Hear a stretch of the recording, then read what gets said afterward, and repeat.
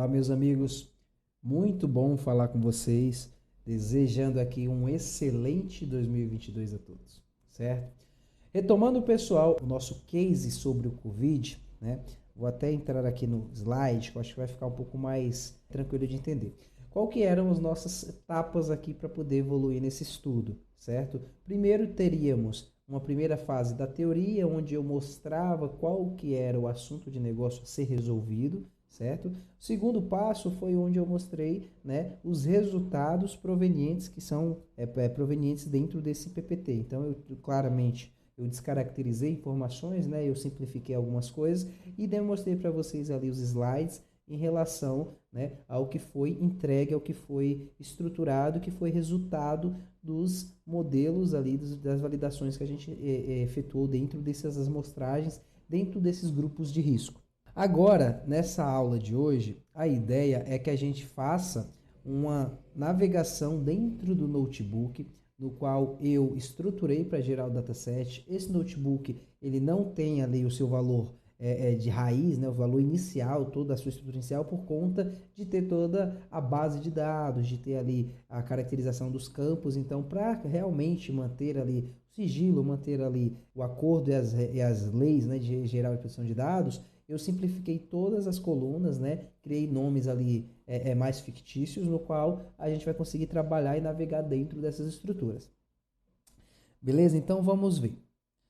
Dentro do nosso estudo, o que teríamos para poder validar? Dois datasets, né? Na verdade, vocês vão perceber que são três. Deixa eu puxar aqui para a nossa aula. Então aqui, pessoal, eu tenho um notebook, né? No qual eu chamo ele de pré-processamento do dataset do COVID. O que eu faço aqui, né?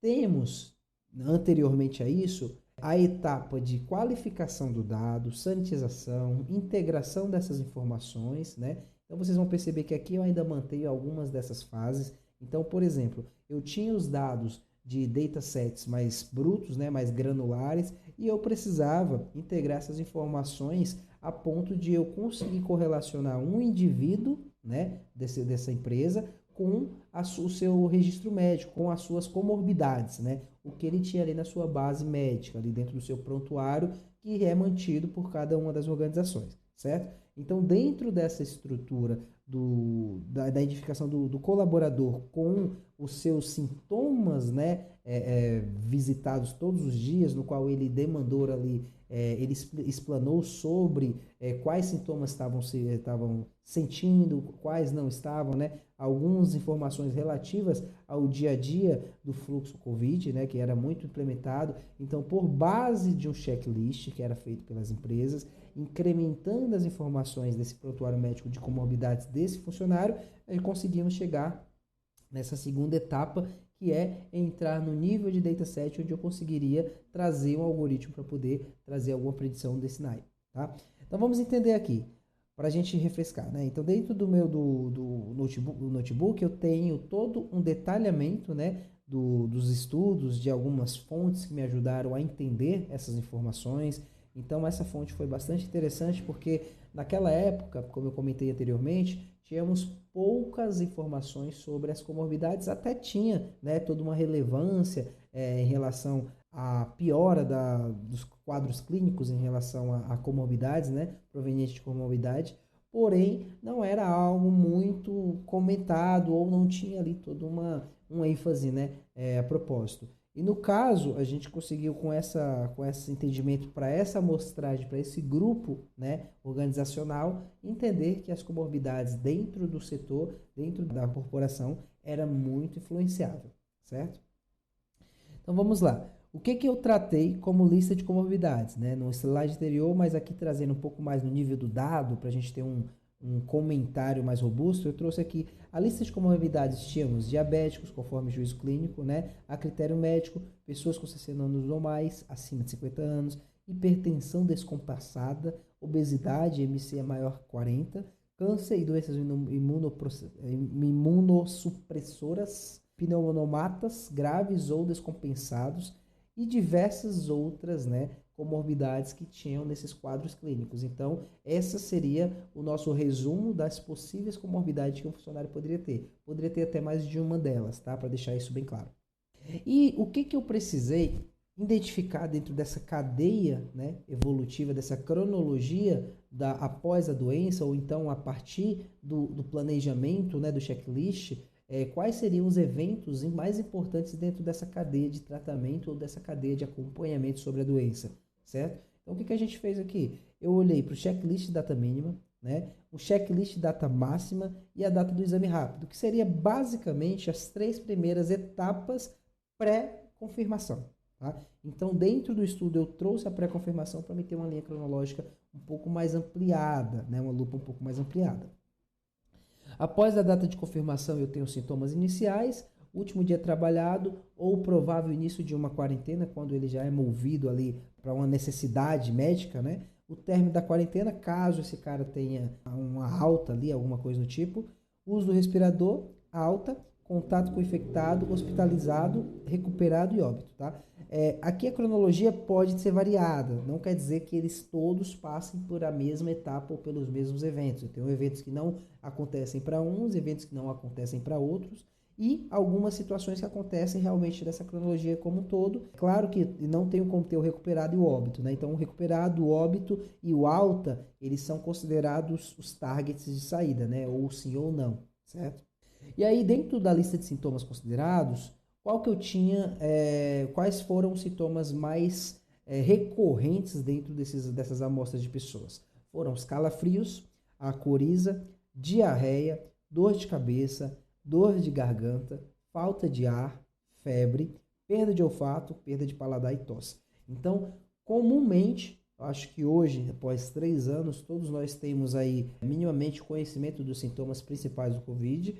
E esses eram, e ainda continuam até sendo os mais latentes, ocorreram mais alguns, né, que surgiram aí no decorrer do tempo, mas esses, né, sempre desde o início dessa doença se tornaram os mais latentes, acontecendo aí na maior parte dos casos sintomáticos, tá? Um ponto importante, né, só para a gente reforçar, existem o grupo de pessoas assintomáticas, que são pessoas que não demonstram nenhum tipo de sintoma, no decorrer da doença, e algumas vezes podem ser testados e dados como positivo, e temos também os sintomáticos, que seriam as pessoas que desde o começo ou desde o começo do ciclo da doença, né, começam ali a produzir, começam a demonstrar alguns sintomas, como febre, tosse, e aí esses sintomas podem ser bastante fortes, né, dependendo da pessoa, e isso pode causar muita dificuldade no tratamento da doença desde o começo da contaminação, certo? Nessa parte aqui, nessa célula, eu tenho. Aí a gente vai fazer as importações do que foi necessário. Então, basicamente, eu não trouxe nenhuma biblioteca tão complexa assim para esse primeiro momento, né? Então, eu utilizei o Pandas normalmente, né? Joblib aqui, que é mais o controle aqui dos blocos, né? De datasets que eu compilava aqui para poder armazenar. Isso no formato um pouco mais factível de eu manipular internamente aqui nos notebooks. E somente isso, né? E o PyPlot, mas nesse ponto eu nem utilizei. Eu poderia até ter tirado aqui, mas só reforçando para vocês.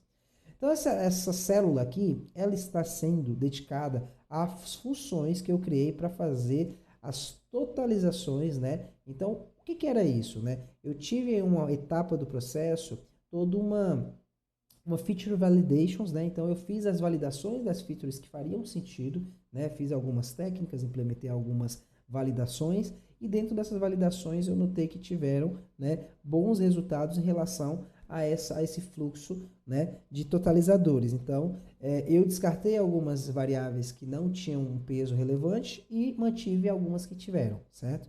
Aqui no caso, eu não vou trazer essa etapa do Feature Validation, tá? Eu já iremos entrar na etapa realmente de demonstrar as variáveis que foram selecionadas nesse processo. Então, vocês vão perceber que, basicamente, eu totalizei, né, essa função, ela faz a totalização dos meus sintomas, né, para cada um dos colaboradores.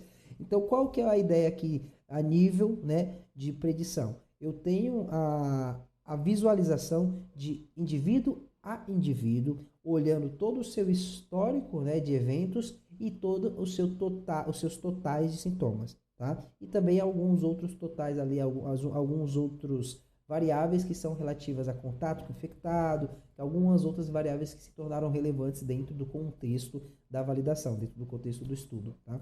Então vocês vão perceber que essa granularidade é por usuário, claramente que eu poderia ter criado ali uma clusterização para entrar só nos níveis ali, nos grupos, né, mais ofensores, mas para demonstrar para vocês e até trazendo um pouquinho do detalhamento de como a gente aplicou, né, a biblioteca de validação de Life Cycles lá, como a gente aplicou essa biblioteca, vai ser mais fácil de vocês entenderem quando eu começar, né, a trazer ali parte a parte dessa biblioteca, desse toolkit ali, né, que a gente pode considerar que são técnicas variadas para que a gente consiga entender a análise de sobrevida. E aí dentro dessas técnicas variadas eu tenho tanto uma etapa mais individual, como depois uma etapa que eu posso trazer a nível mais agrupado ali informacionalmente, beleza? Tem uma coisa que foi super importante, se a gente olhar, por exemplo, quando eu venho aqui e vou falar sobre as comorbidades, né, eu tenho que ter minimamente o conhecimento e o entendimento do que é incidência e do que é prevalência, né? Então, para refrescar para vocês, a incidência é de uma doença em um determinado local e período. É o número de casos novos que acontece. Então, o que acontece? A gente estima ali uma localidade e uma amostragem para mim conseguir medir, né, o que está acontecendo dentro dessa amostragem, porque senão fica muito variável. E aí, a partir disso eu começo a identificar novos casos que estejam surgindo dentro desse grupo já controlado, teoricamente, né? E eu consigo medir o seu fluxo de incidência, né? A recorrência de coisas que estão acontecendo, de novas coisas que estão acontecendo, tá? Prevalência seria, prevalecer significa ser, preponderar, predominar. Prevalência indica a qualidade do que prevalece. Prevalência implica em acontecer e permanecer existindo no momento considerado. Então, o que acontece aqui? Seria o coeficiente, seria a quantidade de situações que acontecem naquele determinado amostragem, né? Então, o número de casos novos mais os antigos, então, é basicamente um cálculo, uma fórmula onde eu aplico ali o que existe, né, de casos confirmados, tanto os novos como os antigos, em determinado local, momento e período, né? Então, eu posso ter ali uma amostragem geográfica, eu posso ter uma amostragem numa base informacional elencando ali um grupo de pessoas, né? Ou eu posso ter algum outro tipo de sazonalidade para aquela amostragem, tá? Mas, teoricamente, para o nosso caso aqui, eu peguei um período de tempo, que a gente até sinalizou aqui nessas primeiras etapas, tá? 9/4/2020 a 24/9/2020, tá? Então foram um período de 5 meses, né, por aí. E aí esse período, ele teoricamente, ele consiste em ter um grupo de pessoas que foram monitorados, acompanhados, que fizeram checklist, que tem ali na sua base, né, a questão ali do prontuário médico acontecendo. Então tem toda uma gestão dessas pessoas, tá? Então voltando para cá, qual que era a sacada dessa etapa também? Eu tinha a incidência e a prevalência, porém, esses dois coeficientes, eles não me ajudavam a explicar a relação com a minha comorbidade. Ela tinha ali uma questão, né? Ou eu pegava a prevalência de uma comorbidade por vez, ou eu identificava, né, o que estava acontecendo ali em algum outro aspecto, alguma coisa. Então, esse coeficiente era muito complicado de entender. E aí, o que eu peguei ali para ter um peso relevante, condicionando as conformidades como uma grande influenciadora, né? Foi gerar um coeficiente, né, para o peso sobre as comorbidades, tá? Então, como eu fiz isso? Eu peguei o número dos casos das comorbidades específicas para a população, né? E aí é que existe na literatura, em diversas análises e estudos que eu utilizei, tanto os estudos de saúde como alguns outros estudos provenientes do próprio Covid, esse coeficiente aqui que poderia suportar, né, a minha amostragem. Então, é a soma dos números de casos divididos pela população, tá? Então, a população que seria esse grupo de pessoas de 4 meses aqui levantados. Então, basicamente, essa estrutura do coeficiente a gente está implementando nessa estrutura aqui, ó, taxa das comorbidades, que seria a primeira taxa, né, que eu faço a validação ali de como vai funcionar. Então, basicamente, eu aplico essa fórmula, tá? E aí eu tenho a total de incidências e total de prevalência para chegar nessa taxa da comorbidade, certo? E aqui é o peso das comorbidades, que foi um coeficiente que eu implementei, né, um valor que eu adicionava para cada comorbidade que o paciente tinha aqui dentro do circuito, né? Então, por exemplo, se ele tinha mais de uma comorbidade, eu contabilizava aqueles valores para aquela comorbidade. Aí depois eu chegava no formato de taxa em relação à prevalência daquela comorbidade. Então, doenças que tinham muita prevalência, né, normalmente ela tinha ali uma influência muito maior, tá? Claro que se a gente entrar no detalhe médico, né, da coisa, trazer alguns parâmetros, né, esse estudo pode ter bastante enriquecimento, podem ter diversos outras visões que a gente poderia, né, ramificar, mas isso aqui foi o que foi feito naquele período de tempo, né, com o que a gente tinha de recurso um pouco limitado no momento, né, até para entender, entrando no conceito médico, algo muito rápido, algo muito sensível, tá? Então aqui são as funções que são implementadas dentro desse processo. A primeira parte do processo é a carga, né, dos datasets brutos que eu recebia. Aqui vocês vão perceber que eu já fiz alguns tratamentos para que a gente não tenha muita integração, muita validação. Mas para ter esses datasets hoje prontos, assim, esses CSVs estruturados, eu fiz alguns ajustes, algumas coisas para que a gente mantivesse, né, a descaracterização. Vou rodar desde o começo para a gente ir já fazendo o fluxo acontecer, certo? Então, rodando a primeira célula. Segunda. Agora eu vou carregar o diretório e vamos fazer esse tratamento de base de dados. Esse tratamento de base de dados, pessoal, como eu disse antes, tem ali uma evolutiva que já foi feita algumas etapas antes. Para o nosso estudo, para fazer essa demonstração para vocês, eu estou trazendo aqui uma etapa um pouco mais simplificada. Então, basicamente, eu adiciono, né, esses CSVs para dentro de variáveis aqui como data frames, né, formato data frames. Vocês vão perceber que eu até dei aqui um TF8, que seria os encodes que a gente tem, e as delimitações de cada um dataset desses, tá bom? Cada um CSV. Certo? Rodando aqui. Aí o que eu preciso começar a entender, né? Eu tenho uma base de comorbidade e uma base de comorbidade de pessoas, né? Então o que era isso? Eu tinha uma base dimensional, né? Que a gente fala ali de um dado demográfico, onde eu tenho a lista de possíveis comorbidades do banco. E aí, para cada uma dessas comorbidades, eu integro ela com o ID do prontuário médico para poder vincular em validade descritiva correta, né? Então, é como se fosse um depara para que a gente conseguisse consolidar aqui as informações, tá? Então, eu tenho aqui uma informação, né, consolidada, e aí nesse ponto aqui é onde eu faço o merge, eu estou chamando o dataset, o data frame gerado, né, de join comorbidades, que seria basicamente a estrutura completa dessas comorbidades. Vocês vão perceber, pessoal, que em alguns momentos, por conta de ou eu trazia algumas colunas pontuais ou eu trazia inteiro. Então, para que a gente não tivesse ali um detalhamento de bases informacionais muito visivelmente, eu não estou dando um explain aqui, mostrando um head da vida dentro dessas data frames aqui em algumas etapas, exatamente para a gente manter, tá, a descrição. Então aqui eu estou dando dump, foi mais por conta de, em algum momento desse processo aqui, eu estava tendo alguns problemas de memória, porque eu estava rodando muita coisa, né? E esse dump, basicamente, só para quem não sabe, né? Eu acho que a maioria das pessoas que trabalham com notebooks, o dump, quando eu faço a gravação de um job lib, eu estou exportando o meu data frame para um arquivo físico, e esse arquivo físico fica compactado ali para simplificar também o meu armazenamento e também para mim posteriormente utilizar isso em outra etapa do processo, tá? Então fiz um dump aqui, e aí vamos entender, dentro desse join comorbidades, quais são, né, as descrições de comorbidades que eu tenho unicamente, né? Quais são os distintos dentro disso. Então, eu vou ter aqui gestantes lactantes acima de 50 anos, hipertensão descompassada, diabéticos e tal. É bem próximo do que a gente tem nessa estrutura aqui, tá?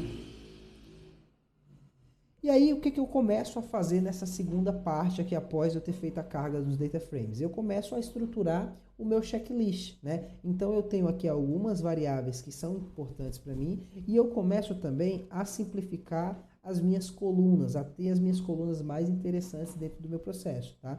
Então, o checklist, eu tinha muitas outras variáveis que não eram interessantes para o meu fluxo.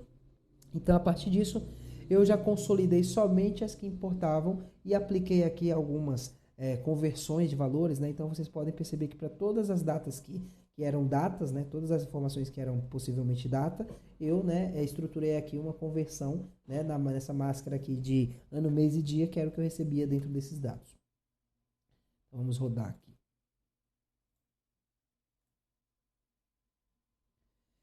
Tratamento de sintomas, tá? Então, dentro do checklist, eu tenho aqui, vamos até, só para vocês entenderem as duas dimensões. Uma dimensão é as comorbidades, o histórico ali do funcionário com as comorbidades, e outra é o histórico do funcionário com as bases de checklist, né? Com os sintomas que ele demonstrava ou que ele sinalizava ali que estava sentindo, né, no dia a dia. Então, todos os dias ele setava ali dentro do sistema um checklist e ele preenchia ali as informações que estavam acontecendo com ele no dia a dia. Caso fosse algo sintomático, ele todos os dias olha, estou com tosse hoje, estou com tosse amanhã, e começava a fazer esse fluxo. Aqui temos os possíveis sintomas únicos, né, que foram encontrados na base. Aqui vocês vão perceber que eu tenho, às vezes, algumas vírgulas aqui, uma quantidade, né, de possíveis pessoas que tinham mais de um sintoma, né, dentro dessa estrutura. Então, vocês vão perceber que eu tenho aqui várias desses sintomas acontecendo em grupos diferentes, né? Então, alguns tinham perda de olfato, perda de paladar e febre, outros tinham dor de cabeça, perda de paladar e perda de olfato, outros tinham perda de paladar e perda de olfato e tosse, né? Então, a maior complexidade de fazer como se fosse esse tracking, né, dos históricos de sintomas que influenciavam, era realmente dessa variável, né, dessa variante que acontecia dentro dos sintomas. Então, muitas pessoas tinham graus de complicação alto com alguns sintomas específicos e outras com os mesmos sintomas não tinham, ou mesmo outras com sintomas aparentemente um pouco menos ofensores tinham, né, grau de doença baixo ou vice-versa. Então era muito variável a questão dos sintomas. Mas ele foi chave nesse estudo para que a gente conseguisse entender, né, quais eram os mais recorrentes e quais os que tinham realmente mais peso dentro da cadeia, né, daquela amostragem. E após isso, a gente vai fazer a concatenação do checklist, né, e tentar fazer uma estruturação aqui de uma damificação desses sintomas. Então, cada sintoma desse eu converti numa coluna, né, e para cada uma dessas colunas eu sinalizava 1 ou 0 para se o paciente teve ou não, né, o problema teve ou não no decorrer do período ali aquele sintoma em algum momento, tá? Então, vamos executar aqui.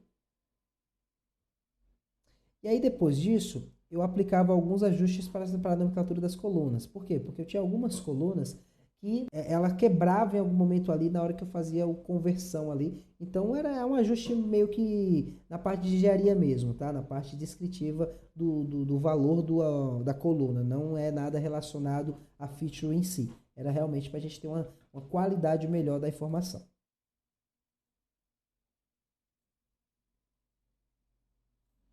Aqui, pessoal, eu vou tentar fazer uma demonstração dessa primeira versão, né?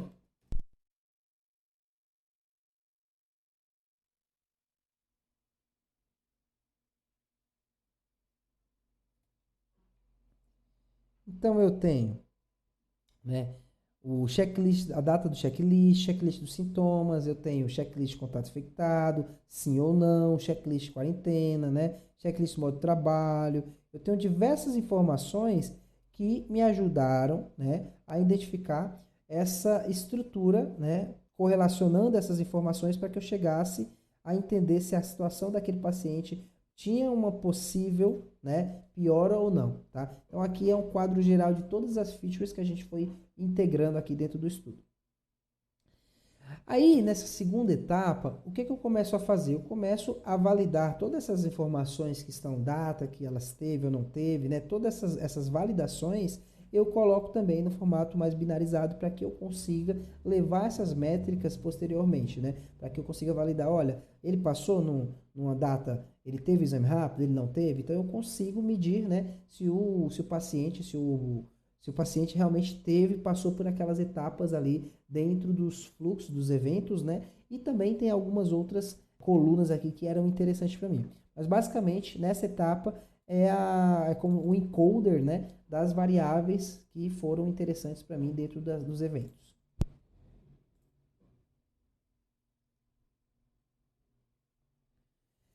Nessa segunda etapa aqui, eu tenho uma questão da idade. No primeiro momento, eu estava tratando a idade com um valor ali meio completo, né? Meio granular mesmo.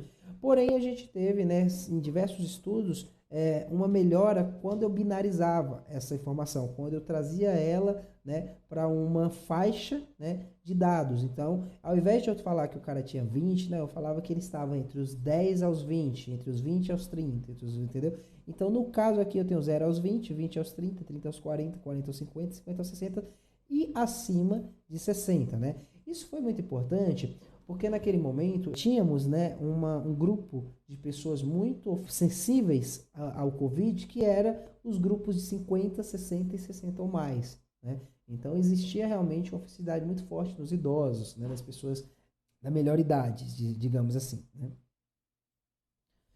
Então, rodando aqui, já fizemos essa binarização das faixas de idade. Então, eu peguei cada idade dessa e transformei isso, né, dentro de um range. E se a pessoa ela está dentro daquele range, ela vai fazer uma binarização 1 para mim. Tá? Criando variáveis dummies para coluna idade e gênero. Então, isso aqui foi mais um encoder, né, que eu compilei ali mais algumas colunas que eu achei interessante dentro do estudo trazer, que seria a parte também, né, que até por conta da questão do gênero, era um dos parâmetros que eu queria utilizar dentro da análise de sobrevida que poderia me ajudar a entender esses agrupamentos.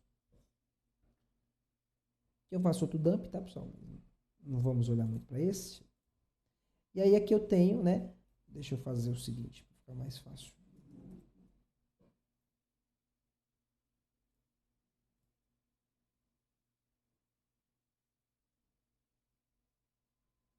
Erro deu para o erro.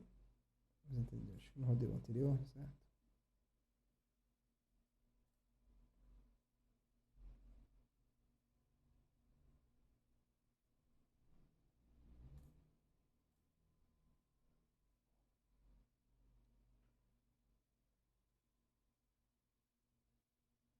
Vamos ver rodando.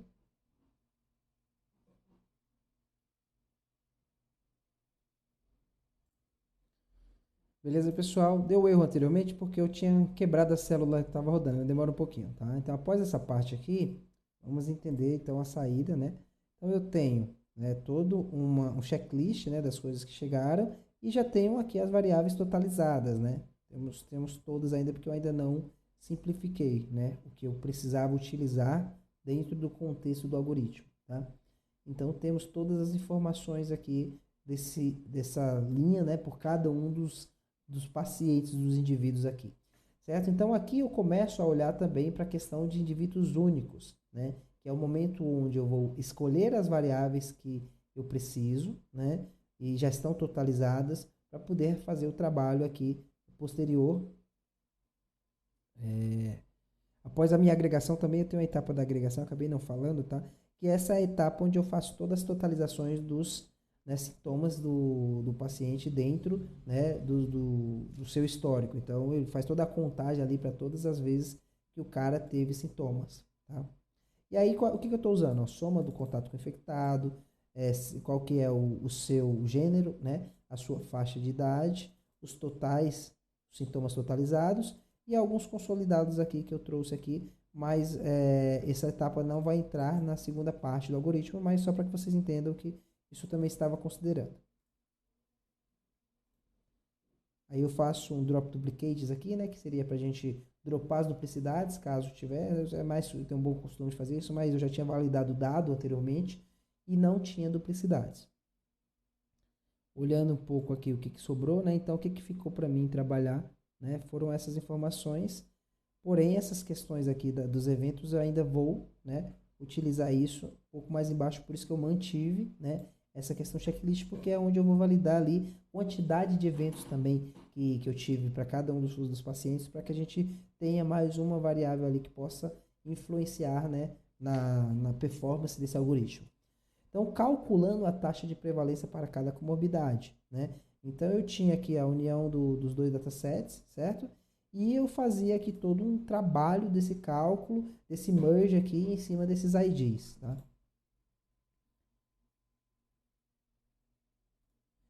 Aí minha saída foi 4.692 linhas, né, para 39 colunas em relação ao meu dataset gerado como eu chamei de dataset, né, full únicos, né, completo únicos, tá? Então aqui eu vou fazer o join com as listas unificadas de comorbidades. Então após eu ter criado essas comorbidades únicas dentro dessa qualificação, que eu precisei fazer toda uma contagem, né, dessas informações, a gente começa a fazer essa integração com os indivíduos, né, dentro do DT únicos aqui. Eu chamei de DT únicos, seria o meu último dataset, né, o meu último data frame, para poder trabalhar ali correlacionando já com o algoritmo. Tá? Então, após eu rodar isso daqui, eu rodo esse join com as lições identificadas, é onde ele vai entender quais são os pesos, né, quais são as comorbidades que cada funcionário vai ter. Eu faço, né, uma validação aqui em relação ao período de tempo, então eu estou buscando pessoas que tiveram acima desse período, né, porque antes disso já não estava contemplado dentro do meu grupo de amostragem, né, que a gente falou anteriormente. E aqui eu tenho, né, as taxas que foram geradas. Então, por exemplo, deixa eu ver aqui, acho que eu não gerei aqui, essa parte aqui. Vamos lá. Então, eu tenho um total de incidência e taxa de prevalência, né, utilizando o meu coeficiente, tá? Então, para cada uma desses caras, eu vou ter aqui a minha taxa de prevalência que vai ser anexada, né, dentro do meu dataset para cada um dos pacientes que tenham essa taxa. Então, essa taxa também é somada, né? Foi uma forma que a gente utilizou, pode ser que tenhamos outras maneiras de fazer, mas no primeiro momento a gente fez dessa maneira. Então, a comorbidade, o total de incidência que influenciava a taxa, né, diretamente, e aqui eu tenho a taxa para cada uma das comorbidades que existiam. E aí aqui eu começo a fazer esse peso nas comorbidades, né? Eu aplico cada uma dessas contagens desses pesos para cada um dos pacientes. Após isso, eu faço uma validação, né, uma contagem de quantos eventos a pessoa teve, né? Então, o máximo de eventos que ele teve, né? O mínimo, e aí eu faço algumas validações em relação ao tempo. Por que isso? Porque dentro da Lifelines, tá? Dentro dessa biblioteca, eu tinha ali a necessidade de trazer período de tempo, ou para dias, ou para semanas, ou para meses, era como se fosse, né, uma variável de tempo ali que precisava ser medida, né? Então eu trouxe dentro desses eventos e aí eu simplifiquei esses dias, semanas e meses, que aí me ajudou a ter essa cronologia, essa linha de tempo ali para dentro dessas amostras que a gente está tratando. Então, após essa etapa aqui, eu vou fazer toda uma validação também, né, de datas que estão dentro do range que eu preciso. E aqui eu tenho todas umas filtragens para criar os meus grupos, né? Houve algumas mecânicas, algumas lógicas que eu apliquei e eu mantive essa aqui para a gente trazer para vocês para mostrar como que foi feito, né? Então tinham os grupos de críticos, né? Os grupos de com comorbidade, os grupos do assintomáticos e os grupos com sintomas. Os recuperados eu acabei ignorando posteriormente. Vocês vão ver que depois na segunda etapa, quando a gente entra nas bibliotecas do Lifeline, a gente percebe que tem ali uma mudança e tinha um peso que não era relevante, então eu mantive alguns grupos e outros não, porque o foco era olharmos para os grupos mais ofensores mesmo. Tá? E aqui está o meu target, né? Então, o que é a minha piora? A minha piora é se o cara teve o respirador hospitalizado ou se o peso da comorbidade dele é acima de 1, né? Então, eu considero como uma piora relevante porque eu tenho a comorbidade como um peso realmente importante dentro dessa cadeia aqui. E aí, no final, eu trago, né, essa etapa dos DT únicos, que seria o nosso dataset realmente para utilizar dentro, né, do algoritmo. Tá? Mas lá eu também faço algumas filtragens. Então, vocês vão perceber, ó, tem grupo de assintomático, semanas, né? Então, quantidade de semanas, de dias, de meses. Vocês vão perceber que dentro da linha cronológica podem ser muitos dias, né? Mas isso também tem algumas questões ali de falha, né, em relação a cadastros, tem algumas questões que foram levantadas. Então, o interessante da biblioteca Lifelines é que ela tem ali todo um conceito de conseguir mapear e fazer predições em relação a esse peso, né, de sobrevida, mesmo com indivíduos que não tenham terminado o ciclo, ou mesmo eles tenham, sei lá, tido algum, feito ali boa parte dos eventos necessários, né? Então, consegue ter uma acurácia interessante dentro desses parâmetros ainda, tá? Então, nessa primeira parte aqui, pessoal, do algoritmo aqui, da parte de hands-on que a gente está trazendo o dataset, o notebook, a minha meta foi trazer para vocês como foi feito, né, a lógica em relação à evolutiva do tratamento, né, do coeficiente, tá? E aí, para a próxima parte, a gente vai entrar realmente para dentro do modelo, onde eu trouxe a biblioteca do Lifelines, qual foi etapa a etapa e como a gente conseguiu, né, entender ali possíveis condicionamento de fazer tratamento em alguns grupos específicos ou pessoas que poderiam realmente entrar numa piora muito ofensora, certo? Então, espero que tenha dado uma explanação interessante. Como esse estudo já faz um tempo, né? Desculpe até um pouco do tato aqui, tem coisas que eu estou até recapitulando, mas eu gostaria muito de ter trazido isso para vocês antes. Então, aproveitando isso, aproveitando o tempo, logo logo eu já lanço essa parte final para que a gente feche esse ciclo aqui do Case Covid. Beleza? Muito obrigado. Continuem aqui no Maestria Dado. Pessoal, espero vocês, hein? Espero que curtam ali, acompanhem. Estou precisando de mais feedback. Estou produzindo aí um conteúdo novo para vocês, uma coisa que eu acho que vai trazer muita novidade, muito interessante. Então, conto com todos, hein? Espero feedbacks. Muito obrigado.